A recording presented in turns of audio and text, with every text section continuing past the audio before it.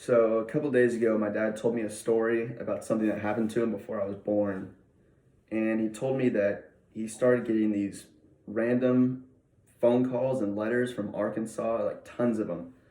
And this is when he was playing in the MLB and lived in Boston. So all these letters and phone calls from Arkansas were just really random to him. And as it went on, he started to look into it, and they were telling him that somebody had stolen his credit card information and got access to his bank account and spent $17,000 at a Home Depot in Little Rock, Arkansas. And my dad was really surprised and said, I've never been to Little Rock, Arkansas.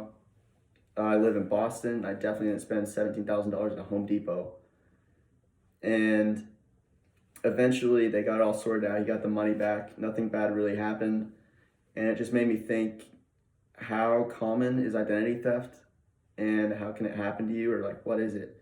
So today I want to talk about exactly what identity theft is, how common it is today, and ways you can prevent identity theft.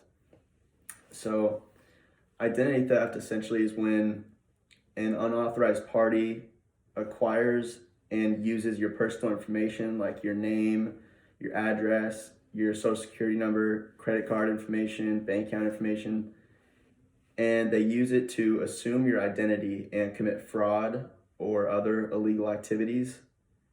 And today, there's a word for it when somebody hacks a company. It's called ransomware. And this is a digital attack when a thief uses already available information and steals company funds and government benefits.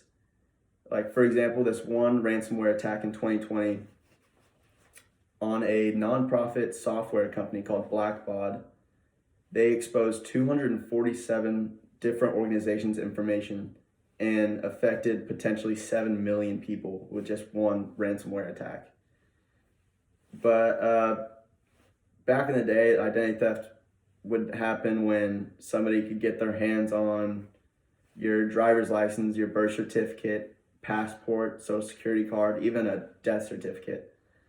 But today, people can gain access to your personal information and financial information just from getting your email address, phone number, or like a username. So I just thought that was kind of scary to think about. And next, I'll talk about how common identity theft is today.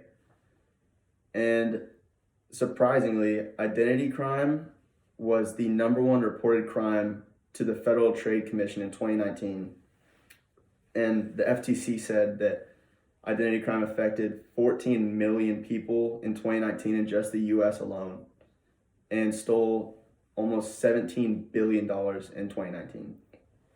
And if these numbers are correct, then this means that 1 in every 4 Americans was affected by an identity crime in 2019, which is just crazy to think about. And identity crime can put a victim at a bigger risk of facing lawsuits, false arrests, failed background checks when you're applying for a job, and tax issues with the IRS. Next, I'll talk about ways you can possibly prevent identity theft today. And luckily, with our improved technologies today, they've given us more effective ways to protect our personal information, like fingerprints and facial recognition are good tools in safeguarding our passwords and preventing account takeovers and other scams. And next, using digital wallets such as Apple Pay and Google Pay are also safe ways to guard your credit card information. And lastly, it's very important that you review your bank statements regularly to try and find any possible signs of fraud. And if you do find possible signs of fraud, then you should freeze your credit card before the thief has any chance to do more damage and possibly create more accounts in your name. So at this point, we've talked about exactly what identity theft is, how often it is seen in society today, and lastly, ways you can prevent identity theft.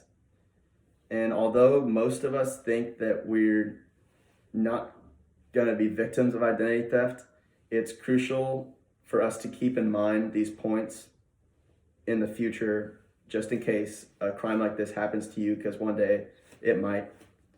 So, thank you.